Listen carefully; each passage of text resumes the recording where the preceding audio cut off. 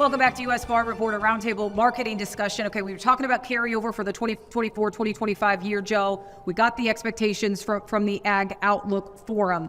But as you look at demand, how much more demand do we need to see to pick up to chew through these supplies? We need a lot more. But that being said, I think there were a couple numbers in the Outlook Forum that USDA may be light on in terms of demand.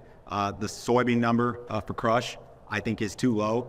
They've got a 100 million bushel increase penciled in this year to next year. Actually, I think they're too light for both marketing years. So I think you could make a case that you pick up 150, 200 million bushels, 2 marketing years combined in soybeans. Now, that being said, at the same time, I believe USDA is overstating soybean exports for new crop. They've got a build in soybean exports being projected for next year when we know for a fact that Brazil is going to expand again. And if Brazil doesn't run into dryness like they did this year, you could be talking, 170 million metric ton crop out of Brazil next year. So there are some swing items. In corn, I think they could be a little light on corn for ethanol. This sustainable aviation fuel deal is very much the real deal. It's happening, and I don't know if they've fully quantified it or adjusted for it just yet. No, last week on the show, we had somebody on from Southwest Airlines, and we were talking about it, and it's the carbon intensity score is lower to ship sugar up from Brazil than it is to use corn in the U.S., so we think that this is going to be a huge demand, but reality is today, we have a sustainable aviation fuel plant that's not even chewing through corn.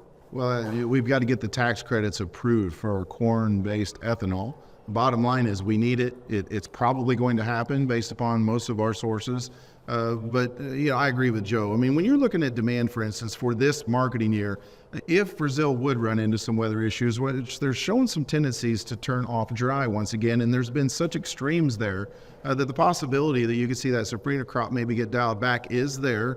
I think in that case, USDA could probably increase corn exports with that weather situation. I do think whenever you're looking at corn-based ethanol, corn usage for ethanol, there's definitely a chance we can go up 25, maybe even 50 million more bushels. It would really be nice if you could get the carry in for this next marketing year under 2. And if you do, it's probably going to put you in a little better situation to withstand what we're looking at. Last thing is on soybeans. If you're looking at 87.5 million acres and only a 440 or whatever it was on the carry, that's not the end of the world with 87.5. With 87.5, you could have made the case for much higher stocks, but I'm with Joe. I think crush is going to continue to be a real bright spot for us. Well, other than commodity prices, also looking at interest rates. And Alan, the expectation this year was we would see interest rates come down. We're watching the signals from the Fed. Yet the past couple of weeks, we've seen interest rates creep back up. Why? Well, certainly if you look at where consumer prices have come in, they were a little bit higher than anticipated. And that would seem to be a primary driver of why we've seen those take back up a little bit. So then what conversations are you having with farmers right now as they're looking at interest rates continue to climb, but the commodity price picture, as Joe and Matt have told us, isn't that right? Well, I think Matt used the proper phrasing when he talked about withstanding, because potentially with where we are today, if you look at the majority of operations with commodity prices being where they are, we're going to be very profit challenged. However, it is a reality that we're dealing with. Marketing plans still have got to be enacted.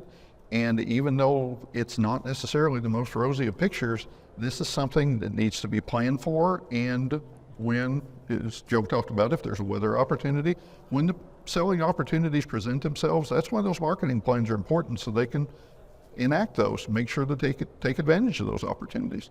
Alan, Joe, Matt, thank you so much for joining us this weekend. All right, coming up after the break, we're going to do the impossible. We're going to try to find Machinery Pete here at National Farm Machinery Show. I'm telling you, it's almost impossible. But we need to take a quick break, and then we'll have much more right here on U.S. Farm Report.